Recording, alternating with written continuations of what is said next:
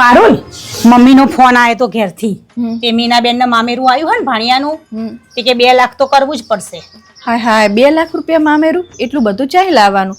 એમને ખબર જ છે કે અમારા ધંધામાં કઈ ઠેકાણું નહીં ચાલતું તો અમે 2 લાખ રૂપિયા ચાહી લાવીએ. મમ્મીએ તો એવું કહી દીધું કે તમને 2 ભાઈઓને કહી દઉં હું તમે તમારી રીતે વહીવટ કરી લેજો અને મામેરું 2 લાખ તો ભરજો જ.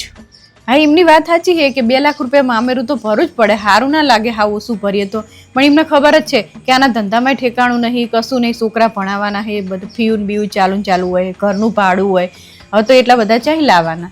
આ તો પછી અમે એવું કરીએ આ વખત મામેરામાં હે ને તે ખર્ચો બધો હું કાઢી દઈએ અમે અને તમને તમારે જાણે સગવડ થાય ને કારણ તમે આપજો. હાલો એવું કરું તો સૌથી સારું. તમે થશે ને એમ તમને પૈસા આપતા રહેશું. પણ સોડીનો પ્રસંગ તો કાઢવો તો પડશે ને. હા એમ એવું નહીં કે ઓછું ભરવું એવું નહીં, તમ તાર ભરવું હે, અમારે સારું લગાડવું હોય અને સોડીને સારું. આપણે એમ થાય કે છોકરીને હરખું તો મામેરું ભરવું પડે ને, એક જ છોકરી આપણે એટલે.